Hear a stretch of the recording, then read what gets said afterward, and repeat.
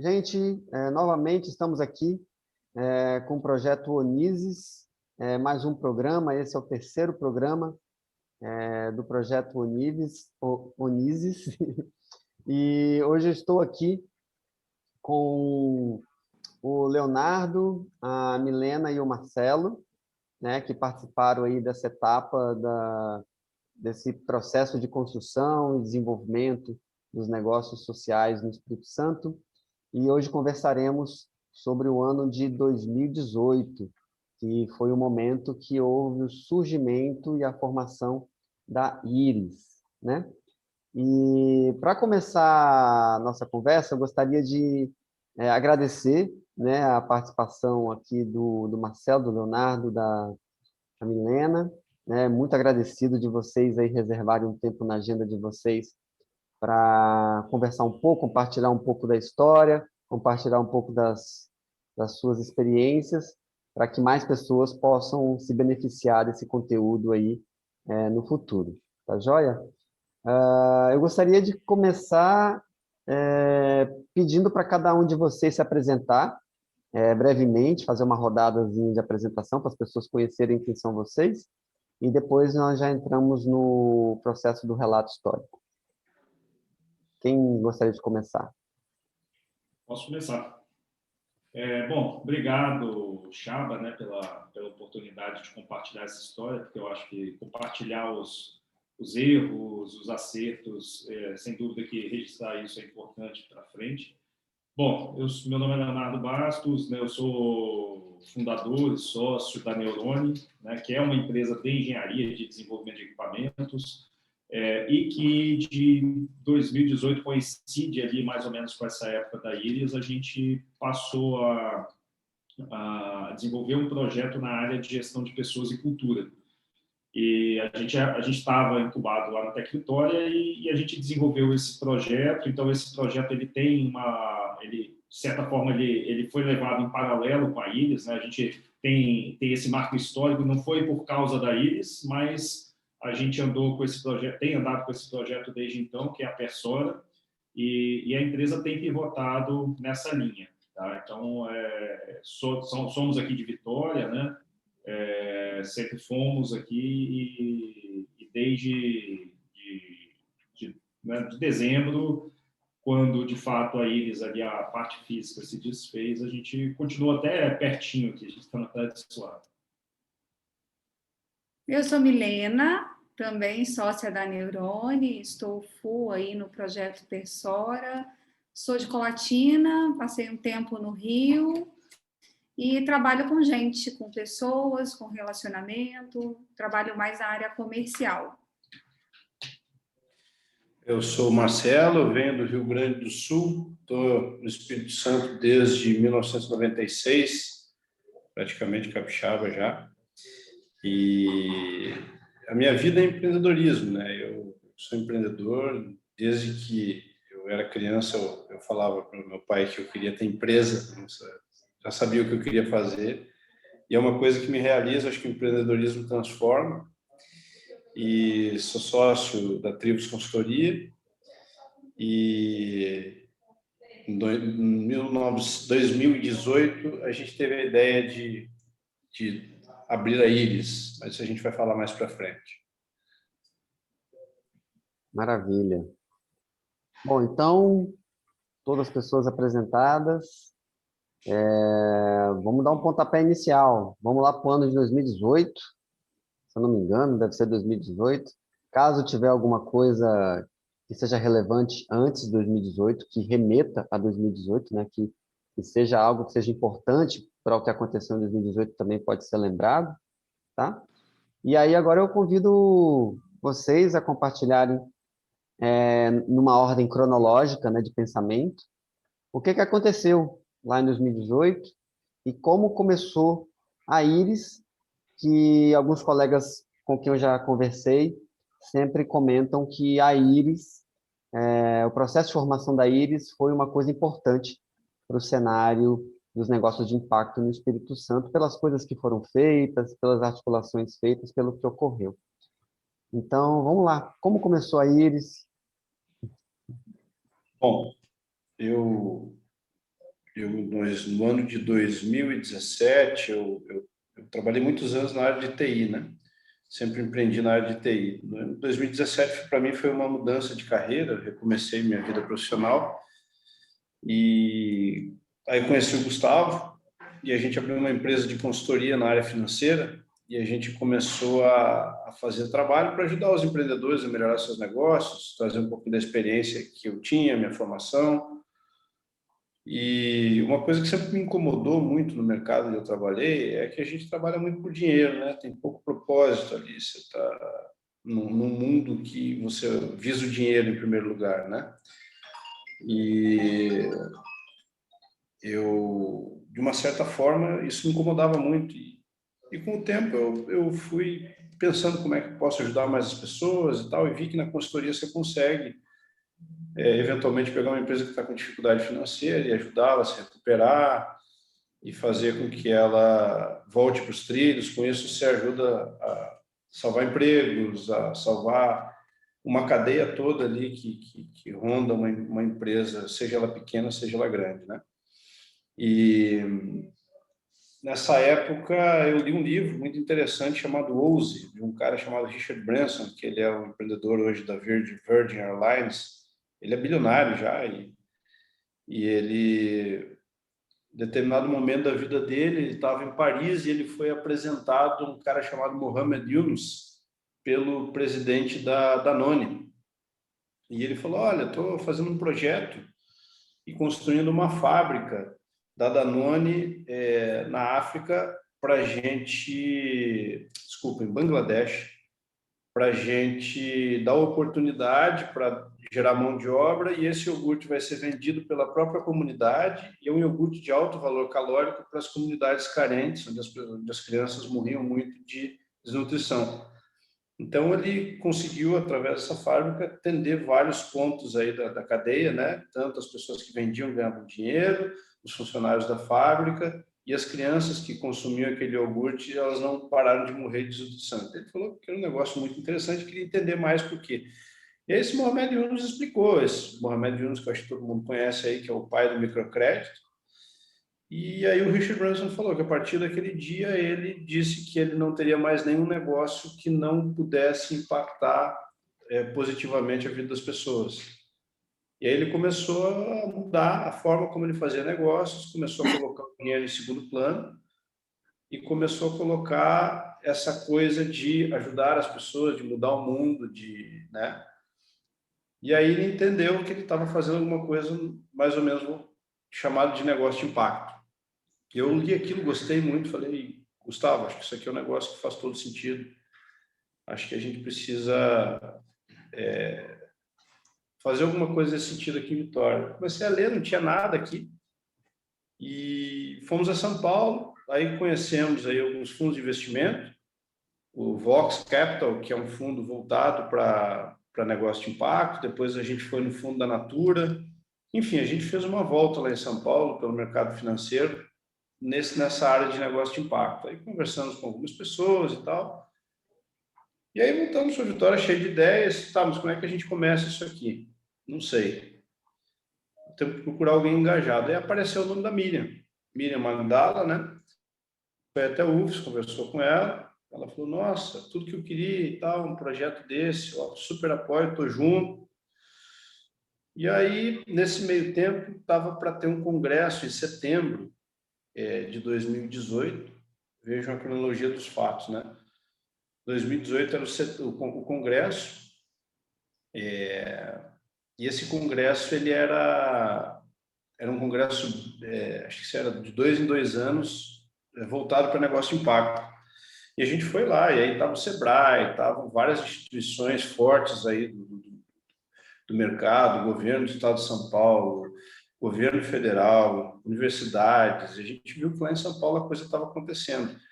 E lá a gente viu várias histórias, que no mundo o sistema de negócio de impacto já está muito desenvolvido, e a gente que vem do mercado financeiro começou a ouvir que os grandes fundos de investimento já estavam começando a olhar para isso, né?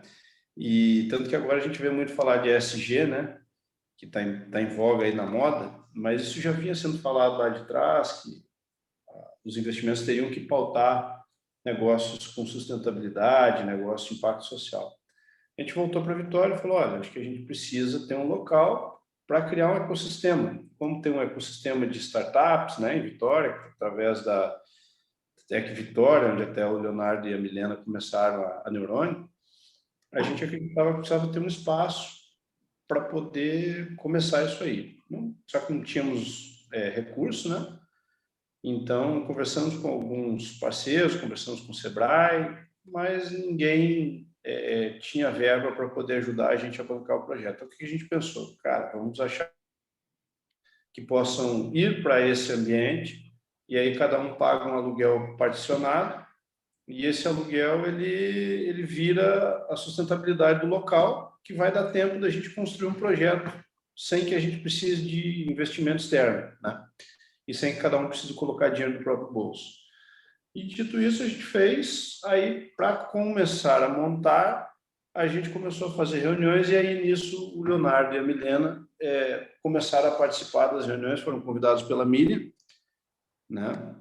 E aí, ali, a gente começou a traçar um projeto, e aí a primeira coisa era achar uma casa. Achamos essa casa, daí os moradores, entre aspas, né, foram definidos, identificamos o valor de aluguel, fizemos um planejamento financeiro, particionamos aí quanto que ia dar para cada um, fizemos uma obra aí então, como eu te falei, foi em setembro o congresso, em outubro a gente já, acho que foi em outubro que a gente entrou na casa, né?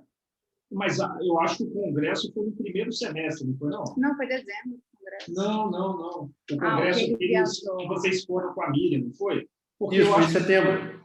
Esse congresso, acho que foi antes da gente se conhecer. Foi. A gente se conheceu, foi em junho ou julho de 2018. Eu acho que... Então, estou confundindo as datas. Entendi. Né, em setembro foi o FIES, que a gente promoveu. Setembro de 2019, né? Mas eu acho que o nacional foi tipo maio, alguma coisa assim de 2018. Pode ser, Léo. Acho que você tem razão. Tá certo. Tá certo. Então, é isso aí. Acho que foi em maio mesmo o congresso, e depois a gente começou as reuniões para alinhar, e acho que em setembro a gente fechou a casa, é isso? Por aí, Isso. Aí fizemos obra em outubro, novembro e dezembro. Em dezembro a gente entrou na casa, não é isso? 7 de dezembro teve inauguração, isso aí. Isso. E aí a gente entrou na casa, assim, a gente fez um investimento, aí sim foi um investimento próprio, aí teve uma parte substancial da Neurônio e da Trivos e uma parte menor aí da Miriam e de outros participantes da casa, né?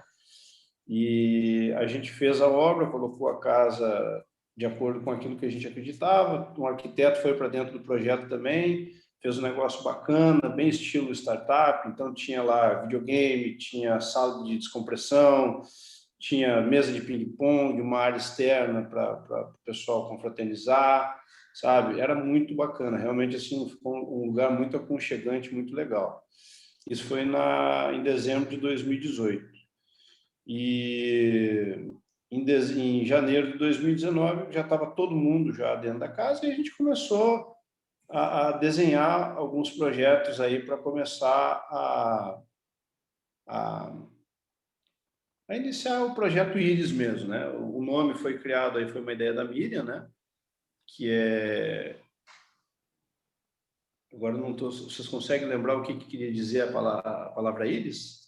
Era um acrônimo para 4 palavras, eu não vou lembrar, não. Rede de impacto, né? Rede de impacto social. Rede de impacto social. É isso aí. Isso aí. Isso. É isso aí. E nesse momento a gente começou, né? Personalidades bem diferentes, né? A gente, eu, por exemplo, como diz a Milena, sou executor, né?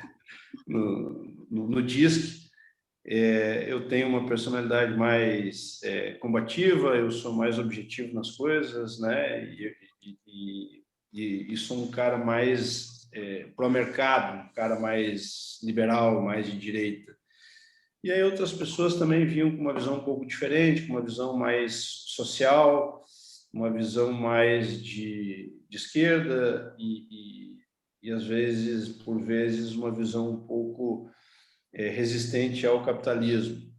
E aí a gente já começou meio com visões bem antagônicas. Mas eu achei que aquilo fosse uma coisa muito produtiva, porque você colocar ideias tão diferentes na mesma mesa,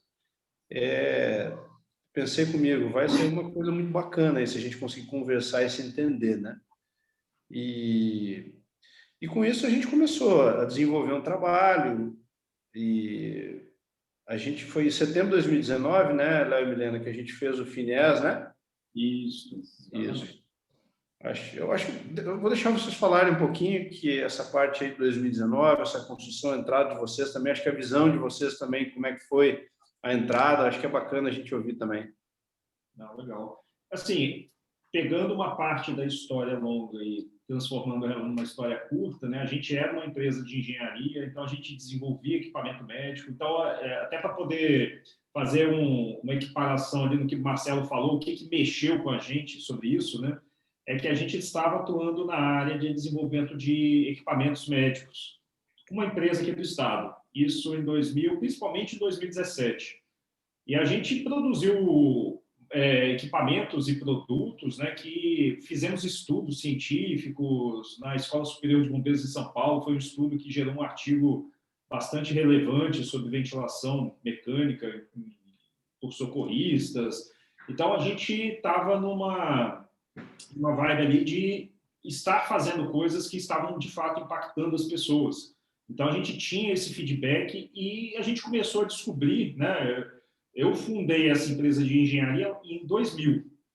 E assim, esse estalo, ele veio mais ou menos nessa época, em 2017. E eu falei, poxa, eu não quero me descolar disso, né? Eu gosto disso.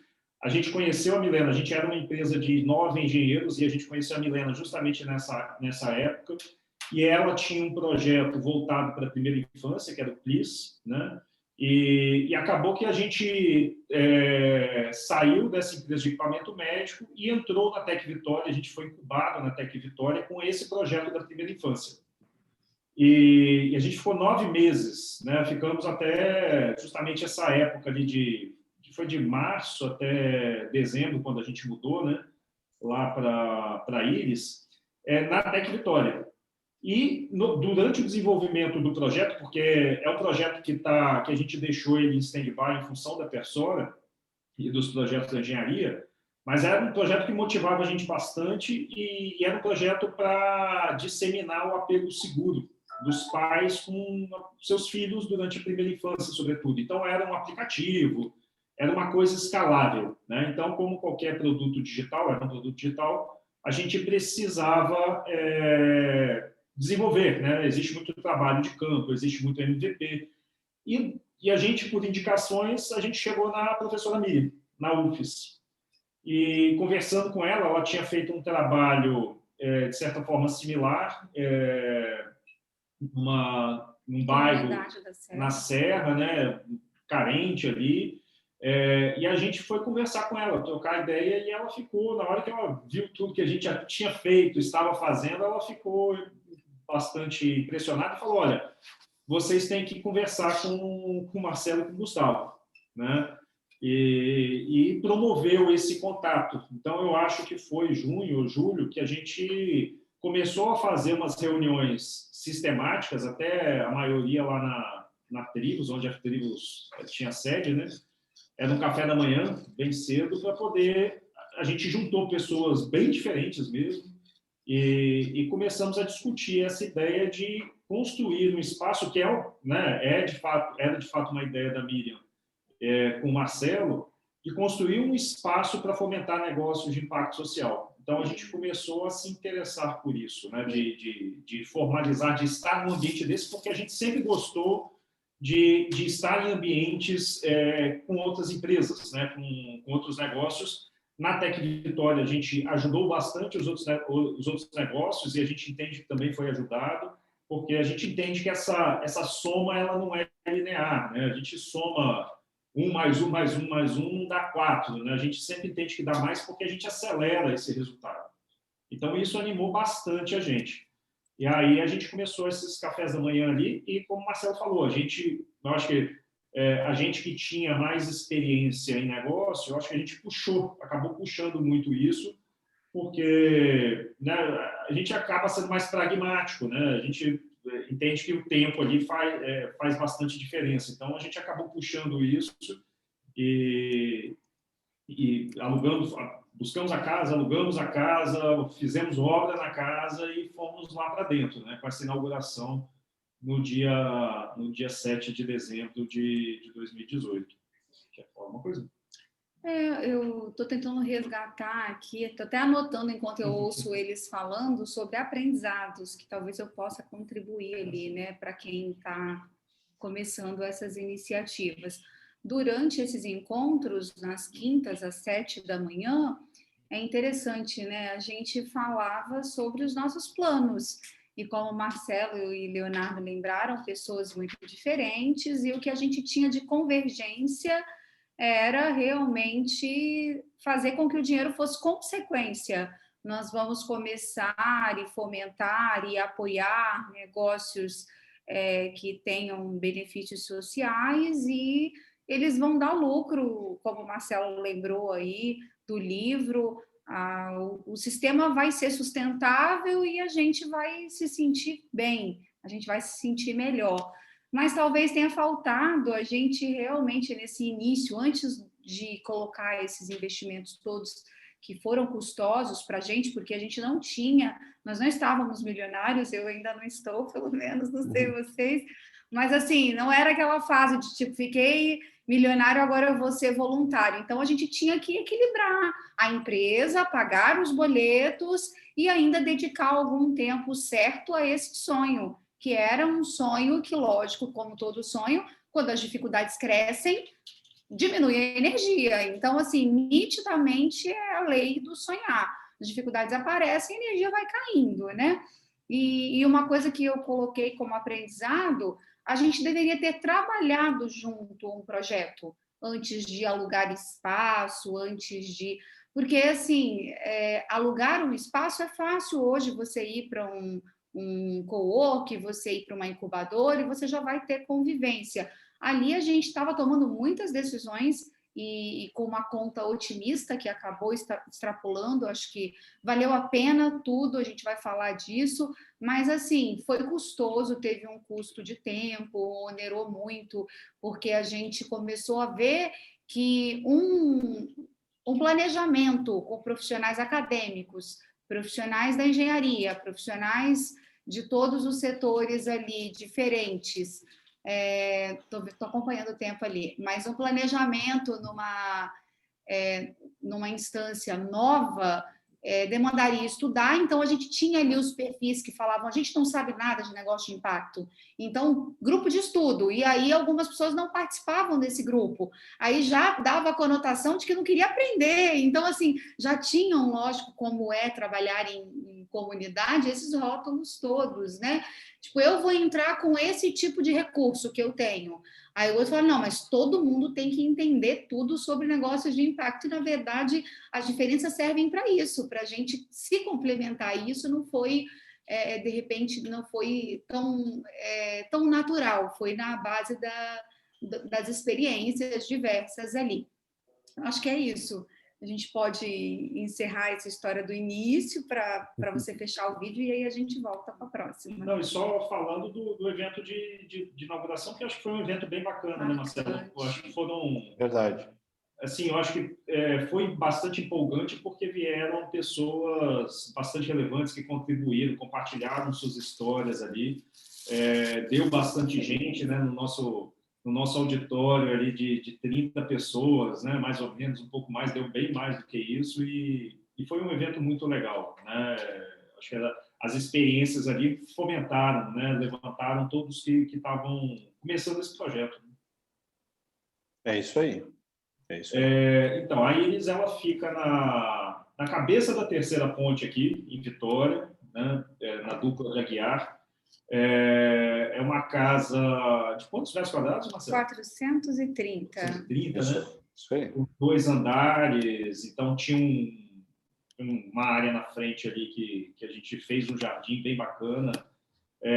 Fomos presenteados, né, por uma pintura na parede lá pelo Rodrigo Brito, né, o nosso amigo do Cid, grande pintor aqui do estado, grande artista. E tinha um quintal também bem legal. Então, a casa a gente dividiu em... éramos, né? Sim. Nós, para frente da casa, né? A Tribos ocupava a parte superior, tinha Inorama, a Clark, a Beta Design, tinha a Inovat, que é a associação, né, da qual a Miriam faz parte. Ela ficava, né, flexível ali, porque eles usavam a casa para fazer reuniões esporádicas e eventos. E depois entrou a Devix, que era uma empresa de tecnologia. Então, cada um tinha seu espaço ali para poder conduzir o seu negócio. E tinha um auditório bom, tinha uma sala de reuniões e fora tinha uma cozinha, né? Tinha um café, a Queperina, que era o pessoal que tinha um café no parque, lá no centro de Vitória. E eles montaram um café, um autosserviço ali, que as pessoas pegavam e pagavam no PicPay. Então, a coisa funcionava de forma fluida, a gente era responsável pela manutenção, né? E aí a gente aprende o que é ter uma casa, né? Porque problemas de telhado, problemas disso, daquilo, né? Durante a obra de roubar fio, né, Marcelo? Então tem essas coisas todas, né? Tipo, era uma casa, porque tinham pessoas que a gente, né, Marcelo chamou lá de morador ou residente, porque as pessoas passavam boa parte da sua vida lá. Então, era um espaço bastante agradável, né? A gente tinha os happy hours, né? Tinha os eventos todos, e tinha, obviamente, todo o trânsito para Vila Velha que passava ali na frente da casa. E essa questão do estacionamento foi um dos pontos que a gente considerou crítico na época, mas assim, era até uma questão de disponibilidade de recurso. Óbvio que uma casa que vai ter um valor menor do que uma casa na Enseada do Suá, mas eu acho assim que esse não foi o gargalo, né? Acho que houve outras situações, a gente conseguiu mobilizar, como por exemplo na inauguração em outros eventos, né? As pessoas iam, né? E eu me lembro que a gente foi ver imóvel bastante, né, com o Marcelo. E essa casa era que precisava de menos obra e a gente gastou 100 mil, assim, juntos ali para entrar na casa. E a gente olhou para a casa e falou, nossa, não precisa de obra quase. Essa é a que realmente tem menor impacto. E aí, quando a gente começou, a gente viu que o buraco era mais embaixo. E assim, a gente foi realmente dando conta daquilo dali, porque a gente queria muito e as pessoas são persistentes. Mas aí a gente foi descobrindo ao vivo, né, aquilo tudo, os desafios todos. Mas a casa ficou bacana, né? Ficou. Ficou igual uma casa de startups, né? Um acelerador de startups. Era tipo um hub também de vários projetos, onde a galera se encontrava, fazia pequenos eventos, reuniões. Parece que os happy hours poderiam, imagino que eram bem legais, os happy hours. Rolava um networking. Né, Marcelo? Não, e tinha residente músico, então sempre tinha algum instrumento musical, não faltava. Era muito legal, realmente foi muito legal. Falando um pouquinho sobre a inauguração, acho que foi um negócio bem bacana, foi um evento feito por todos, né? Acho que todo mundo ajudou, acho que todo mundo se deu a mão, acho que foi muito bacana. Ali me deu muita empolgação, porque eu falei, cara, isso vai dar certo porque a galera trabalha junto, sabe? Cada um faz o que faz bem na sua área e assim, foi muito legal de ver nos dias que antecederam, o pessoal fazendo o material para as paredes, o pessoal fazendo material para a gráfica, as camisetas.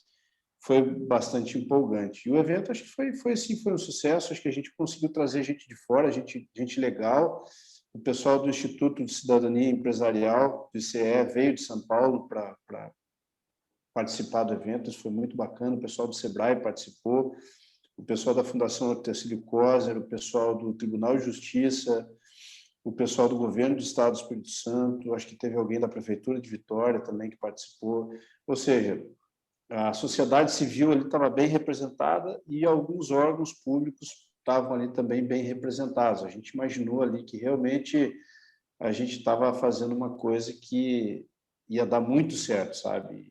E tinha tudo para dar certo. Inclusive, a gente conseguiu trazer o palestrante principal, era o cara que fundou o Banco Maré, né? Que é um case bem legal de negócio de impacto, e que foi um banco social criado dentro da favela da Maré. E ele veio, assim, a palestra dele foi inspirador. E eu acho que o evento foi um sucesso, de verdade, sabe? E aí Veio a gente pessoal começou. Morva também. É verdade, é verdade. Quem mais? Vocês lembram de mais alguém que tenha vindo? Eu lembro das pessoas e das palestras, mas... E também o pessoal das comunidades, né? Que foi para mim bem forte ali, o pessoal dos projetos Verdade. sociais. São Benedito, né? São o pessoal Benedito. que estava bastante envolvido com a mídia, né? Inclusive, na parte da tarde, acho que foram feitos alguns rodas de conversas específicas, né? Bem bacana.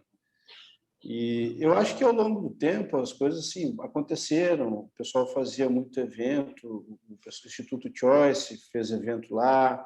Eu acho que o pessoal da Inorama fazia muito aquele evento deles na terça-feira, como que era o nome? Era o Inorama Maker. O Inorama Maker, mas tinha o Giro também, que a Inova fazia, né? Isso. Falava muito sobre comunicação não violenta, né? Acho que tinha uns temas bem relevantes, falavam sobre, acho que, igualdade social, esses projetos em comunidades carentes. Assim, eu acho que até um certo momento a Iris ela atendeu um propósito muito legal. As pessoas convergiram para lá, muita gente que queria falar sobre negócio de impacto nos procurava, né? Mas aí o que aconteceu? A gente começou a ver que a gente, para crescer, para desenvolver projetos, a gente precisava de dinheiro. Para você ter ideia, a gente fez o Fórum Capixaba de Negócio de Impacto praticamente sem dinheiro, né? Cada um puxando um pouquinho. O Sebrae conseguiu nos destinar o auditório, um patrocíniozinho ali, um patrocíniozinho aqui, mas o mais que imperou ali foi o patrocínio mesmo, cada um botando dinheiro do seu bolso. E a gente conseguiu fazer o fórum, acho que foi também um sucesso, mas ali a gente já estava num momento de dificuldade, porque assim, a gente não conseguia ver como é que a gente ia tocar o negócio sem recursos, né? Porque como é que você faz aceleração de empresas? Porque no nosso projeto inicial, até esqueci de falar, eu e o Gustavo, a gente queria investir em empresas de impacto social. Mas para a gente investir nessas empresas, as empresas tinham que ser aceleradas, elas tinham que estar dentro de um modelo de negócio. Não basta ter uma ideia e um sonho, se dá para você sair e investir num negócio só com uma ideia e um sonho, né? Mas aí a gente viu também que não tinha recurso para fazer isso. E começamos a conversar sobre política de governança. E eu acreditava, acho que o Leonardo e a Milena também acreditavam que tinha que ter um modelo de gestão baseado no modelo tradicional, né, para a gente conseguir recursos. E algumas pessoas achavam que não podia ter isso, não podia ter diretoria, não podia ter superintendência, não podia ter chefes, vamos dizer assim. Tinha que ser um sistema de holacracia, onde cada um tomava suas decisões. Mas a gente conseguiu, de fato, uma reunião com o pessoal aí da Fundação da Silicose, e naquele momento o pessoal falou: olha, gente, você não me leva mal, mas botar dinheiro num projeto que não tem um modelo de gestão não é nosso negócio. A gente bota dinheiro onde tem um modelo, tem um projeto, tem um modelo de gestão, porque senão a gente sabe que isso não é sustentável. E eles tinham razão, né? E ali a gente entrou numa divergência forte de ideias. E aí eu vou falar do meu lado aqui, né, que a gente, nesse momento, a gente acabou fazendo um investimento no outro negócio, de um outro setor, no setor da saúde, e aí a gente acabou imergindo nesse negócio, e confesso assim, aí foi uma falha nossa que a gente acabou abandonando, meio que deixando a IS de lado em segundo plano. E eu acho que o Léo e a Milena também tinham muitos projetos em andamento da Neurônio, mas, contudo, ainda conseguiam fazer muita coisa pela IRIS. Acho que vocês fizeram muitos eventos lá pela IRIS, né? depois vocês podem falar melhor. Vocês ficaram até o final tentando. Eu vejo assim, o Léo e a Milena tentaram até o final fazer dar certo. E a gente meio que não abandonou o barco. A gente continuava lá, mas de corpo e não de alma. Parece que a gente... Eu, particularmente, eu vi e falei assim, olha, eu vi que isso aqui vai ser desgastante, vai dar problema, vai dar briga, vai dar conflito. Eu tenho tanta coisa para fazer, eu não quero mais uma coisa para conflituar na minha vida. Eu gostaria de uma coisa que fosse construtiva, para gerar coisa positiva para os outros e não gerar problema para mim. E acabou que a gente meio que se desestimulou e eu acabei também indo para esse outro caminho. Mas eu acho que eu entrego... Tu lembras qual foi o momento, em qual mês de 2019? Já está em 2019, eu acho, né?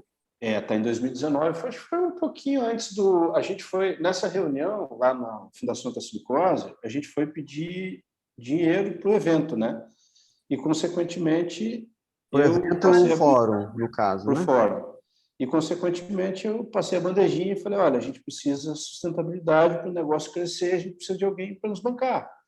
A gente tem um projeto, um negócio bacana, vocês têm recursos para isso. Aí foi quando eles falaram, olha, a gente não investe se não tiver um modelo de gestão bem definido. Não dá. Né? Aí ali foi, eu acho que eu me desestimulei um pouco, porque a gente já vinha em umas discussões, né, sobre esse modelo, e eu acabei sendo voto vencido. Falei, então, não é por aqui. Eu acho que a minha ideia, eu acreditava que só ia dar certo se tivesse um modelo de gestão, porque é isso que eu falo. Negócio de impacto, antes de qualquer coisa, é negócio. Você tem que ter um negócio que gere lucro. Não dá para você ficar pensando só em propósito. Só o propósito não enche a barriga do pobre. O propósito não gera emprego. O propósito é importante para te dar um norte, para te dizer onde você quer chegar. E o dinheiro é consequência. Mas se você também não transformar o dinheiro numa coisa importante, o lucro numa coisa importante, não vai dar certo. Então, essa foi... Isso que você falou, Marcelo, da documentação, né? A gente, por exemplo, para trazer um advogado para escrever o estatuto, tinha um custo. Um contador para abrir, seja como ONG, o que fosse, tinha um custo. Então, assim, depois tinha também muita mão de obra, muita mão de obra. Qualquer movimento numa casa já com 7, 8 iniciativas que demandam das tensões próprias do empreender antes de ser negócio de impacto, né? Todo mundo ali com os boletos vencendo, com as preocupações. A gente tinha que absorver a demanda de trabalho, a demanda financeira, e ainda ousamos a fazer um planejamento de OKR, fomos para BH conhecer o ecossistema de lá e a gente foi conhecer o Hub Social e a gente entendeu que faltou também a gente estar dentro de projetos sociais que não são negócios de impacto, para a gente ver o que desses projetos poderiam virar negócios. Então, assim, a gente viu que faltou uma triagem de todas as iniciativas sociais, e aí a gente fez um edital, rodamos um projeto chamado Origami, que é a minha melhor lembrança, eu acho, da casa. Mais em detalhe isso aí, porque eu acho que são os eventos específicos de lá. Mas só pegar essa história do Marcelo, né, que me estava pegando, Marcelo falou que foi voto vencido, e nesse caso, eu acho que bastava discordância, e não é querer botar o peso em uma pessoa só, mas bastava discordância de uma pessoa só para isso não acontecer. Justamente porque isso modelo, é dessa forma como a Milena falou, isso é tão sério, né? Essas fundações que estão ligadas a empresas, elas não podem simplesmente sair aportando recurso em qualquer projeto que apareça lá, né? Tem que ter solidez. E isso dá trabalho, né? Isso dá muito trabalho. Então, se as pessoas não estiverem envolvidas, entendendo a importância do todo, isso não vai para frente, é impossível, né? Então, essas divergências, né, que às vezes que não deveriam conflitar, né, sobre essa história do social com pragmatismo, uma coisa deveria ajudar a outra, né? E na verdade, né, a pessoa acaba fixando posições em um ponto ali, e isso não evolui, a conversa não evolui e acaba acontecendo. Então, eu acho que isso foi mais ou menos tipo o final do primeiro semestre, foi alguma coisa assim. Como o Marcelo lembrou ali, era né, tá emendando na captação de recursos do FINIES. Né? E a expectativa, eu acho que a expectativa de cada um, Marcelo colocou ali, né? Eu gostaria de investir em negócios de impacto. A professora Miriam tinha a expectativa dela, a Neurone tinha a expectativa. Então, ali, cada um teve o seu momento de tipo, isso daqui está ficando muito custoso. E eu não julgo, porque os momentos são individuais e veio com muito trabalho, muito custo, né? Demanda financeira, a Neurone e a Tribos absorveram muito, mas para uma empresa pequena, o que eles também custearam foi muito. Então, assim, cada um tem o seu muito ali marcado. E aí, quando a gente viu que, acho que uma fala que a gente ouvia que ficava triste era tipo, a Iris morreu, a gente não queria que ela morresse, daí cada hora um falava, a Iris morreu? E a gente falava, não, vamos fazer alguma coisa. Então veio essa iniciativa, a gente copiou, se inspirou num projeto do Hub Social de BH, e eu voltei de lá com o Leonardo, falei, a gente vai, tipo, provar que a gente tem condição de fazer, vai fazer jus a essa casa. E com criatividade, porque eles lá têm um projeto bastante robusto, né, em que eles captaram muito recurso, eles já existiam há alguns anos e captando, e com inserção na Globo Minas, e quem dava suporte a eles, em termos de conteúdo, era a Fundação Dom Cabral, né, e cobrando alguma coisa ali, mesmo subsidiado, mas cobrando. E a gente foi lá por conta de outras coisas, né? Lá em Belo Horizonte a gente conheceu, teve muitas experiências, e essa do Hub Social foi bastante impactante, né, Milena? O que a gente viu lá foi muito legal, e a gente criou um modelo reduzido, né? Que é o que a Milena falou ali, talvez fosse o caso da gente ter feito algum experimento lá no começo, né, para as pessoas entenderem o que era de fato o projeto social, o que era negócios de impacto social, porque eu acho que né, existia um idealismo muito grande e aí as pessoas não abrem mão dessa posição, e isso é complicado, né? Porque não adianta a gente falar que a gente está preocupado com causa social e não entender como não se flexibilizar para poder resolver isso, né? Faltou MVP, né, Léo? Faltou um MVP. E houve, né? A gente teve o giro, teve o workshop da Inova, né, que trouxe também algumas pessoas relevantes, né? O Marcelo lembrou ali, o Rômulo fez uns eventos também, a Inorama também promoveu vários eventos, e teve o FINIES, e teve a Jornada Origami, que durou uns 3 meses, que a gente selecionou 15 projetos sociais da Grande Vitória e deu uma capacitação. De 3 meses, englobando ali gestão conteúdos. Administrativa, gestão financeira, gestão de pessoas, a gente também trabalhou ali marketing, porque projetos sociais nascem sem estrutura nenhuma. A gente estava ali discutindo negócios de impacto, a gente não estava nem sabendo ajudar um projeto social ainda.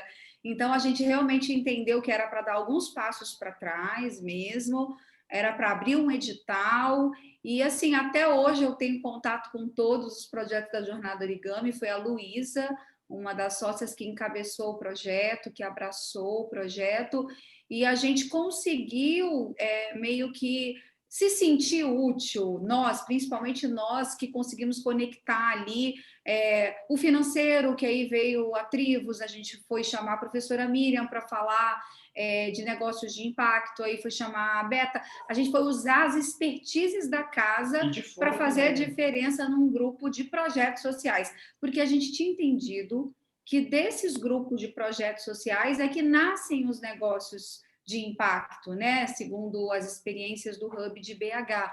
Então, a gente tentou ali fazer da casa esse lar desses projetos, mas, de fato, nós já não tínhamos mais tempo, recurso, e aí a casa começou a ameaçar, o contrato de locação tinha que ser renovado e o aluguel que dobrava, o desconto que a gente tinha conseguido, ele caía. Então, vieram todas essas pressões, né? No verão, pandemia também, né? A pandemia foi isso aí, acho final, que foi quando o negócio pegou. Mas pegando da Origami, desses projetos, foi uma jornada intensa ali e bastante gratificante. Muito. voluntária, e até hoje, como a Milena falou, a gente não só tem contato, como a gente continua ajudando. Eles têm projetos que nos pedem algum tipo de ajuda, mas tem projeto que está contando com nossa ajuda de forma sistemática dentro do projeto de formação de ajuda deles para adolescentes em situação de risco. Tem um projeto que está assim, e foi até legal, porque eles retomaram contato no começo desse ano, eles falaram, olha, a gente fez, depois da Origami, 2 capacitações. Uma de uma empresa aqui do estado, né, que não vou nem falar, que patrocina isso e ficou bem abaixo do Origami, e vocês estão equiparados a Gerando Falcões. Então, ali a gente ficou, poxa, eu acho que alguma coisa... Não, eu acho que valeu muita coisa, valeu, tá? Por ter conhecido as pessoas, Marcelo, eles não foram Gustavo, os mesmos, mundo, esses projetos. mas por todos os eventos que lá ocorreram e por ter, no final das contas, ter tido esse tipo de retorno, né? Foi muito positivo.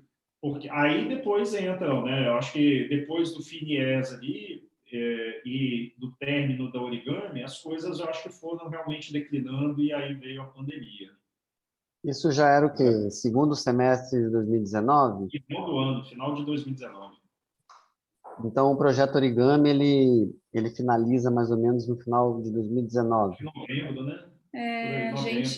A gente fez uma versão dele, né? Só a primeira, a gente queria continuar com eles, mas a gente formou, certificou, gravou pitch, então eles saíram meio preparados. Essa semana eu falei com o Instituto AMI, com a Dalila, e ela falou assim, Milena, depois da Origami a gente comprou sede própria, a gente nichou para crianças. Então, assim, eu ouço as histórias deles até hoje no grupo, a gente ainda é apoiador do PEB, que são os adolescentes, então a gente continua fazendo conexão, mas a gente vê que entre os 15 projetos, eles se empoderaram muito, eles... E passaram a se ajudar, né? Isso, passaram a se ajudar. Isso não é competição, né? Não é competição, né? Foi muito, acho que foi o ponto para nós da Neurônio mais gratificante, foi a jornada Origami. Porque eles se organizando, eles conseguem captar recursos. A história do PEB é muito legal, porque eles, durante a pandemia, eles conseguiram fazer venda e aumentar faturamento, e se sustentar, porque eles conseguiram fabricar máscara e vender a um preço menor do que o mercado colocava, com um recurso, acho que aportado, eu não sei se foi pela EDP, quem foi. Enfim, eles conseguiram fazer dinheiro, tá? Eles conseguiram transformar essa situação em um negócio para eles, um negócio lucrativo. Tanto que eles vão inaugurar esse sábado agora a nova sede. A festa das crianças, ali esse em Boa sábado. Vista, atrás da parte, né? Então, é uma mentalidade muito dinâmica, é uma mentalidade de negócio mesmo. Isso é legal, né? Porque é ajudando e com uma mentalidade social. E, sem dúvida, que todos esses módulos que a gente construiu com muito carinho ali na Origami ajudaram isso, né? A Trivos falar da parte financeira, né? Quantos ali, né, não queriam ver aquilo, porque o financeiro tem muito disso, né? As pessoas têm uma resistência muito grande, né? O brasileiro tem uma resistência muito grande. Então, você entender e se empoderar e saber que aquilo ali tem uma simplicidade, né, e que é uma questão de conta, e foi a gente falando de pessoas e tudo mais. Então, isso empoderou eles. Isso é muito legal. E acho que a gente passou dessa fase, né, de, a gente não está na rua de voluntário, mas se a gente empoderar 15 projetos e ensiná-los, eles triplicam os voluntários, eles triplicam as ideias, a capacidade de arrecadar, que seja assistencialismo, que seja sustentável. Então, assim, para a gente, se a gente fosse começar de novo, eu começaria passando, procurando agulha no palheiro. Todos os projetos sociais a gente teria que passar por uma capacitação, um treinamento, porque ali a gente veria quais os que tinham potencial de negócio, e a gente conseguiria, independente dele ser negócio de impacto ou não, a gente conseguiria multiplicar aquela ação pontual daquele projeto. Então, assim, é a receita do bolo que a gente aprendeu em BH. Faz uma varredura, procura toda a iniciativa social da sua região, porque não está maduro negócios de impacto. Então, assim, não adianta a gente começar com um espaço para fomentar negócios de impacto se a gente não conseguiu nem rastrear as coisas que impactam, que tem no nosso território, né? E chegaram a trabalhar com moradores de rua, porque a Íris ficava ali, né, num local com muito craqueiro, muito pedinte, e aí eu me lembro que também foi uma experiência frustrante, porque acho que ocorreram uns três encontros, e assim, não estava tendo um grupo com disponibilidade de tempo, com conexões boas, para conseguir ver perspectiva mesmo, de poder apoiar de forma sistemática e se sentir mais lógico do que a gente passou a entregar pães depois que a Íris foi aberta, né? A Neurônio comprava uma quantidade dobro, toda vez quando o Leonardo ia para casa, entregava os pães. Mas, assim, foram movimentos novos que as coisas começaram a nos incomodar muito, mas a gente não tinha realmente conhecimento, não tem ainda, não estou falando que a gente tem, para sistematizar esse tipo de assistência. Mas, paralelo a isso, eu mantenho a linha do que o Marcelo falou. Eu acho que essa formalização, porque essa estrutura de suporte a negócios sociais, se a gente quer fazer captação, isso não é uma coisa de uma hora para outra. Então, isso tem que começar logo, né?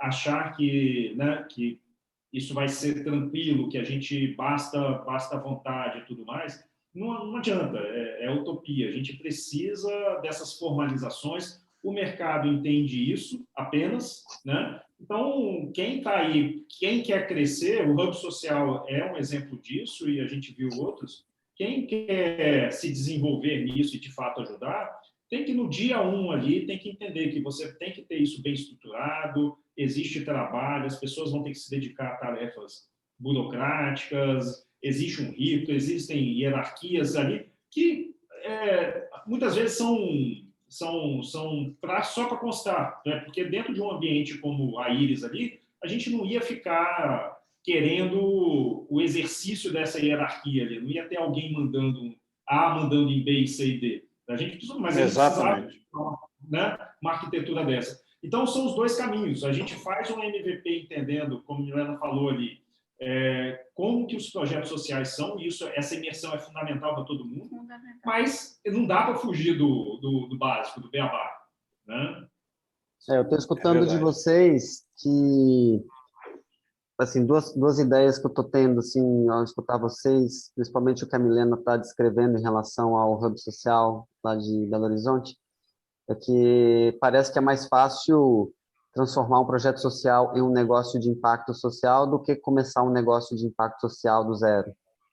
A sensação que eu estou tendo é isso. Se você conversar com o Daniel do Hub Social, ele vai te mostrar isso, como que foi a trilha dele. Mas ele só fez isso tudo porque ele tinha uma estrutura formalizada e confiável. E uma equipe full-time, que começou com 3, depois foi para 5.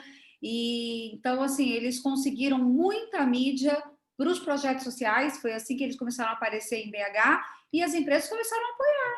Então, assim, ele conta que o caminho das pedras foi essa varredura, e eu acho que isso acontece antes de alugar o espaço, e quando o espaço for realmente um custo fixo, ele já tem que ter acordos, já tem que estar com esse plano, porque a falta desse plano também trouxe instabilidade, né? Também trouxe essas incertezas, e a gente não teve, em momento nenhum, uma pessoa sequer full-time para Íris.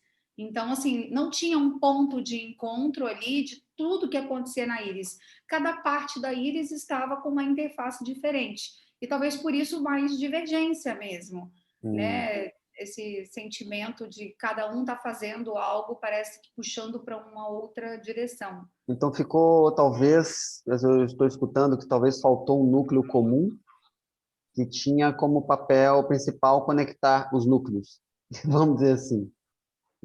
Mas eu acho que faltou talvez mais clareza, porque não é que não tivesse um núcleo, né? A gente até conseguiu formar justamente por essas iniciativas de construção, né? Tinha a professora Miriam, o Marcelo e a gente, né? Como como sendo esse núcleo. Mas eu acho que nessas duas linhas, essa clareza, a gente vai começar isso, e a gente precisa ter uma tratativa em cima de projetos sociais, assim, assado, e a gente precisa... as nossas demandas burocráticas são essas, porque senão a gente vai morrer na praia. Uhum. Né? A gente não vai captar recurso nenhum. Ninguém vai levar a gente a sério. Né? Então, misturar o levar a sério, obviamente, aí né? eles construíram um nome e construiu um fórum aqui e tudo mais. O levar a sério, o que eu digo, é na captação de recursos, no vamos ver, né? No que, no final das contas ali, a gente precisa para poder sobreviver, para poder, inclusive, ter pessoas, pagar pessoas que ficassem full-time ali. Então, essa clareza dessas duas linhas, que eu acho que eram as visões que as pessoas diferentes tinham a contribuir, isso a gente acabou não conseguindo fazer. Né? Eu estou escutando de vocês que uma coisa precisa ter um equilíbrio entre o pragmatismo e o sonho. No caso, precisa ter as ideias inovadoras de gerar impacto social. Pode até existir as ideias inovadoras de gestão participativa, circular, autogestionada, o que seja, né? Só que precisa ter uma estrutura,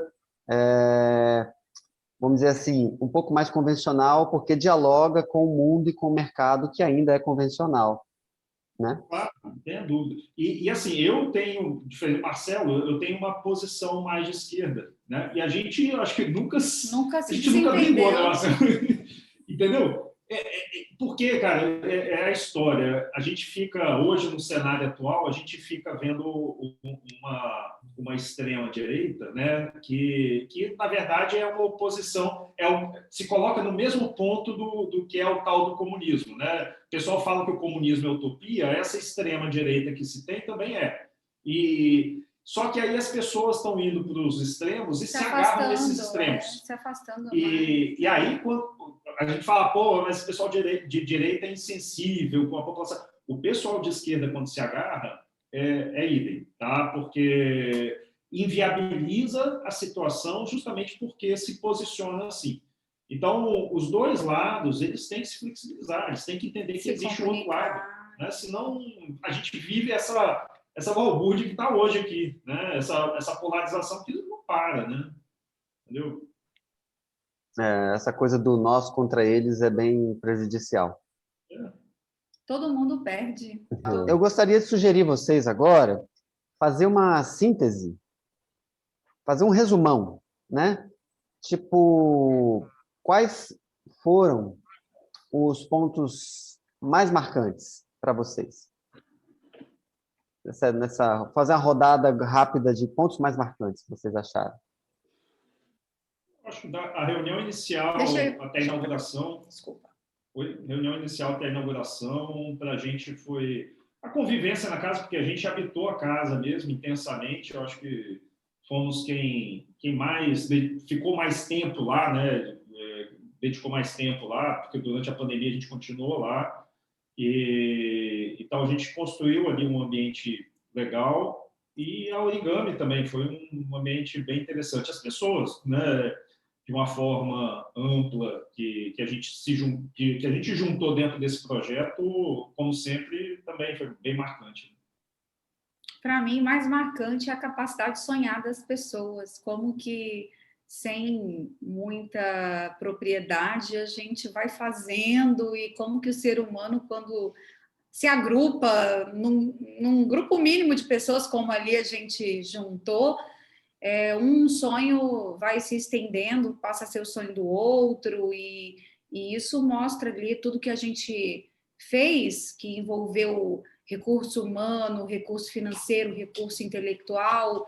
Isso, a capacidade de sonhar do ser humano me surpreende, assim, isso me marcou, porque, de fato, 2 anos de jornada não são 2 dias. E não foram 2 anos, assim, com algumas atividades. Foram 2 anos construindo, habitando, resolvendo problemas, aprendendo. Acho que o aprendizado e a capacidade de sonhar. Bacana. Bom, para mim foi o aprendizado de conviver com pessoas diferentes, né? Com pessoas com pensamentos diferentes, cabeças diferentes. E foi, de fato, um grande aprendizado conviver com essas pessoas, dialogar com essas pessoas, divergir dessas pessoas. Me ensinou muito, me ensinou a me conhecer mais. Eu não sabia nem que eu era como eu era, que eu, assim, você vê o mundo dos negócios, às vezes, ele é muito duro, né? E você acaba se endurecendo também. Quando você vê que você começa a conviver com pessoas mais softs, mais leves, você vê que, cara, como eu estou pesado, como eu sou pesado, né? Como eu preciso melhorar minha forma de comunicação, como eu preciso ser menos direto, talvez, com as pessoas não estão preparadas para ouvir, às vezes, você falar aquilo que você acha.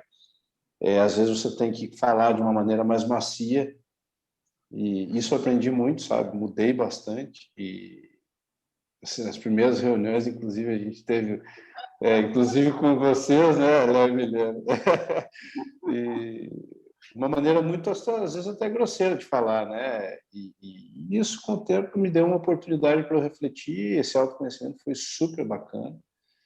E saber que a gente tem que respeitar as formas diferentes de pensar das outras pessoas, até entender por que elas pensam diferente. Foi muito legal viver com a galera da academia também, né? É uma coisa que eu sempre criticava muito, porque a galera da academia está muito distante da realidade e tal. Isso não é verdade.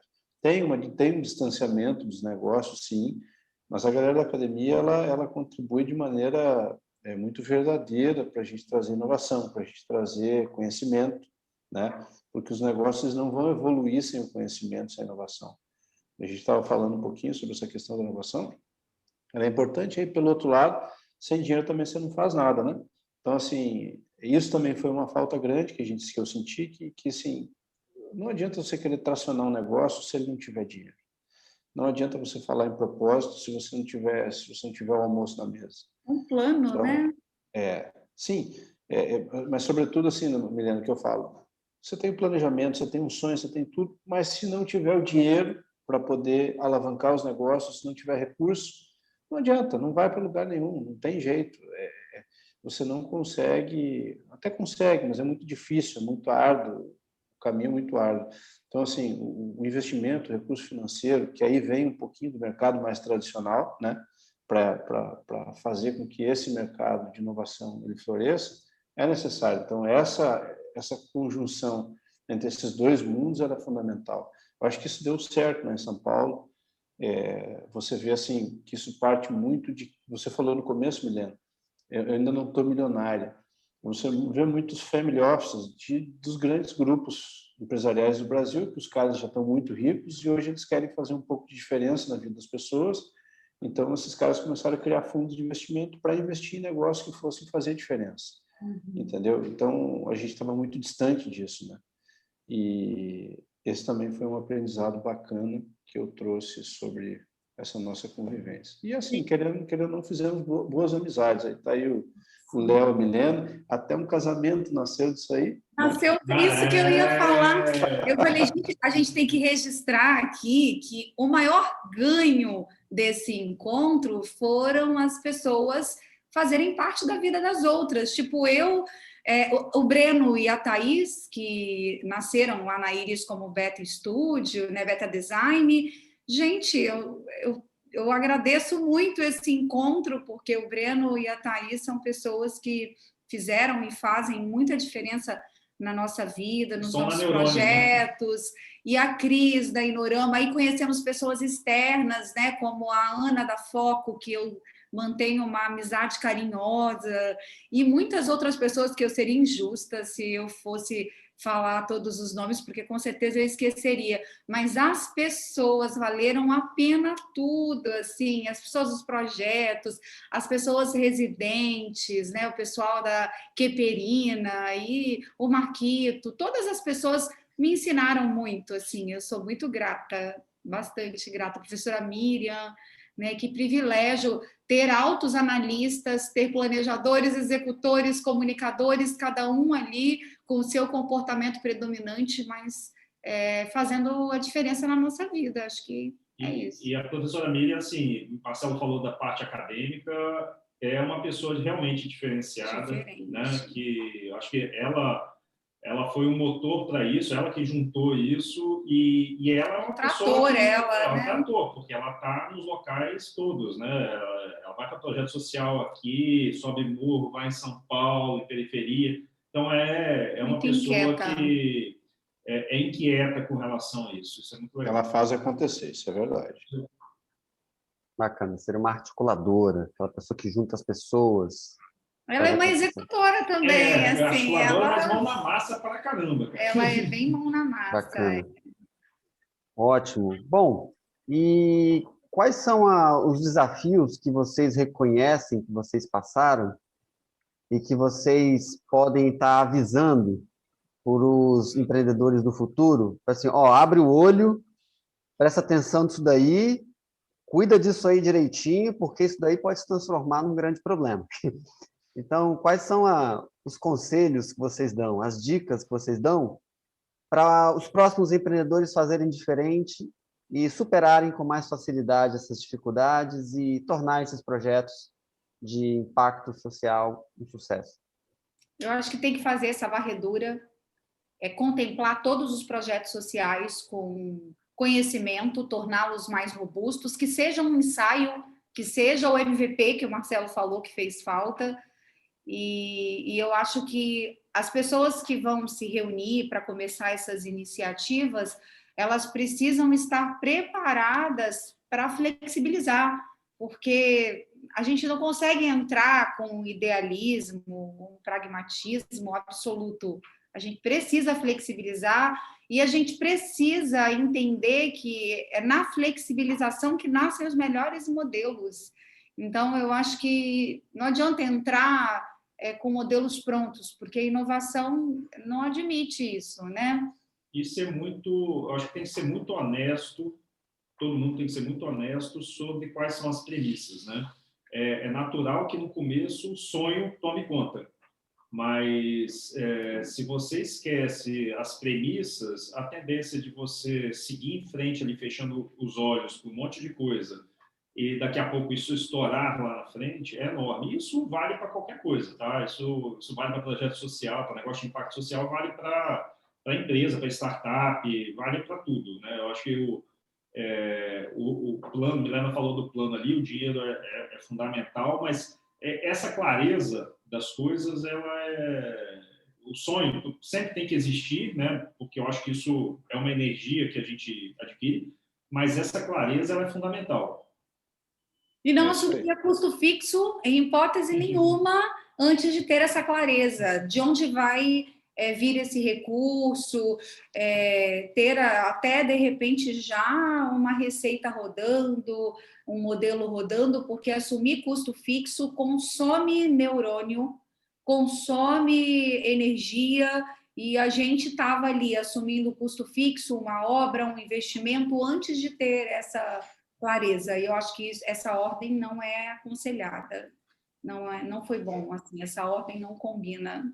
Então, deixar tudo no plano teórico super alinhado antes de partir para a prática. Vamos dizer eu acho que fazer mão na massa, eu acho, colocar a mão na massa enquanto constrói o plano sem essa estrutura pesada. Eu nem vou chamar de plano, tá, Chaba? Eu diria premissas mesmo, né? Quais são as nossas premissas aqui? A gente tem consciência disso, né? Porque a gente tem consciência de que dessa jornada envolve, por exemplo, criar um CNPJ de uma organização social, e isso tem determinados impactos. A gente tem ciência disso.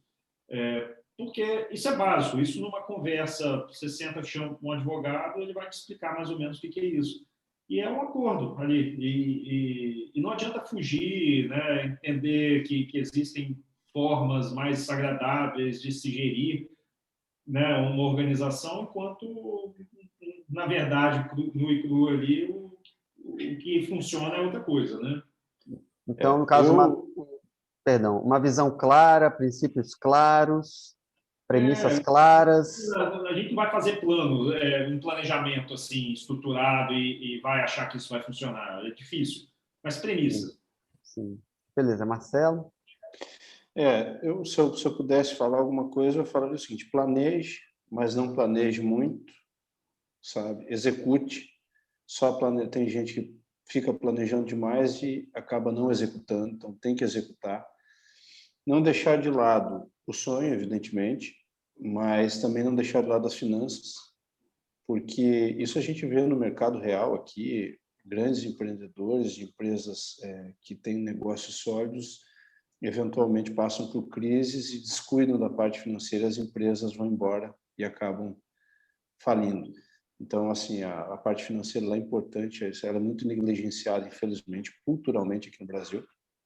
E o principal, acho que assim, as pessoas que querem empreender, elas têm que aprender a tomar risco. Não tem jeito, não tem fórmula de bolo, não tem a bala de prata. Eu acho que é muito trabalho árduo, sabe? As ideias boas, elas são potencialmente, elas podem se transformar em grandes negócios, mas sem trabalho, ela não passa de uma ideia, né? Então, eu acredito assim que quem quer começar a empreender tem que estar preparado a trabalhar sábado, domingo, não ter hora para ir embora, sabe? Saber que vai ter que mergulhar de cabeça e vai ter que assumir mais riscos do que quem não empreende. Isso é uma grande verdade. E saber o seguinte, nem sempre a derrota é o fim. Às vezes você perdeu uma batalha, isso te traz muito conhecimento, isso te traz uma bagagem para você começar de novo, né? Eu acho que as derrotas, elas nos fazem crescer, nos trazem grandes aprendizados. Muita gente desiste, né? Não dou certo para isso, eu vou arrumar um emprego. E às vezes está tão próximo de encontrar, né, um caminho dentro de um negócio, mas desistiu porque teve uma derrota no meio do caminho e acabou deixando passar uma grande oportunidade. A gente vê que o empreendedor de sucesso é aquele cara que persiste acima de tudo, sabe? Aquele cara que vai adiante apesar das dificuldades. Ele quebra uma vez, quebra duas vezes, quebra três vezes.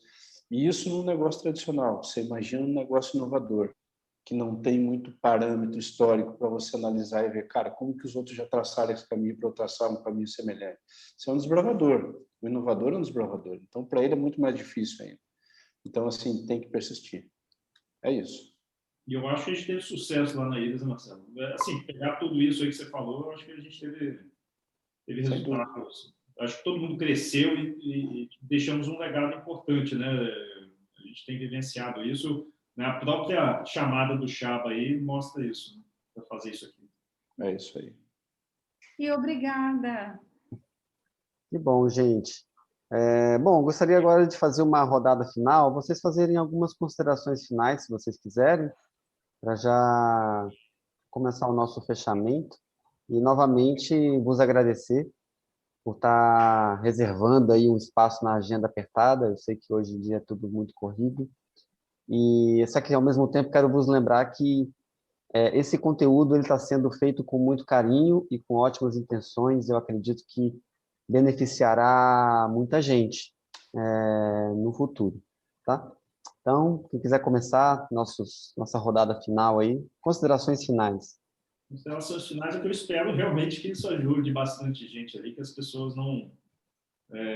que fomentem negócio. A gente chegou a conhecer pessoas, né, bastante engajadas ali para o Duval lá, o Thiago Duval, né, o Vinícius, na parte de captação de recursos. Então, a gente viu que tinha muita gente interessada e mobilizada para isso, e eu espero que eles continuem, né, nessa trajetória. Eu espero que peguem esse legado aí que pode ter sido deixado pela Iris e aproveitem, né, tentem evitar os erros e ir para frente, porque eu acho que é uma perspectiva muito importante. Como o Marcelo falou ali, hoje se fala de ESG e lá 2 anos atrás, 3 anos atrás, a gente estava falando a mesma coisa sem nome ou com outro nome, enfim. Então, essas coisas, isso é um caminho sem volta, né? Isso, eu quero falar que no mundo colaborativo, cada vez mais colaborativo, cada vez mais emocional, as condições vão estar cada vez mais favoráveis para esse tipo de iniciativa, e eu vejo isso porque tenho um filho adolescente que pensa completamente diferente, é menos pragmático, mais desapegado, propósito na veia, então eu tenho muita esperança desses caminhos ficarem muito mais claros para que essa juventude com energia, antes que assumam aí custos de vida alto, para que consigam realmente fazer a diferença. E minha palavra final é: acreditem que o mundo está mais tendencioso, cada dia mais tendencioso a esses modelos, a essa iniciativa, e eu acho que vai ser mais possível. Legal. Eu acho que, pegando o gancho aí, Milena, acho que a gente tem que preparar o caminho para essa geração nova, porque essa geração nova ela já vem com o propósito na veia, né? Na veia. Eles já são diferentes, eles são menos materialistas, né? E, assim, dinheiro não falta no mundo, a gente sabe que tem muito dinheiro, infelizmente ele está concentrado. Talvez o nosso papel seja criar uma conexão entre, sabe, o capital e essas ideias, fazer essa conexão, porque, de fato, assim, a gente precisa de pessoas que pensem no outro, né? Você vê o que a gente passou nessa pandemia, quanta gente sofreu, quanta gente está sofrendo, passando fome, desempregada, né? A pobreza está aumentando. Então, eu acho que essas iniciativas são importantes porque não faz sentido a gente ficar ganhando dinheiro, acumulando bens materiais e olha para o lado, as pessoas estão passando fome, né? Então, acho que talvez o grande legado que a gente tem que deixar, a nossa geração, né, é criar esse caminho, traçar essa estrada para que essa geração nova possa ter subsídios para poder construir alguma coisa mais real, mais pragmática, né? Se a gente sair um pouquinho dessa coisa a gente precisa ajudar os outros, mas na prática a gente às vezes não faz muito, né? Então, acho que é isso. Precisamos agir. Ótimo. Bom, gente, super agradecido pela participação de vocês. Esse foi mais um programa do Projeto Unises, esse foi o programa 3, onde nós falamos do processo de criação da Íris, né? Então, um forte abraço a todo mundo e tchau. Tchau. Obrigada e Obrigado. parabéns, Um Chapa. abraço. Obrigado. Tchau. Tchau.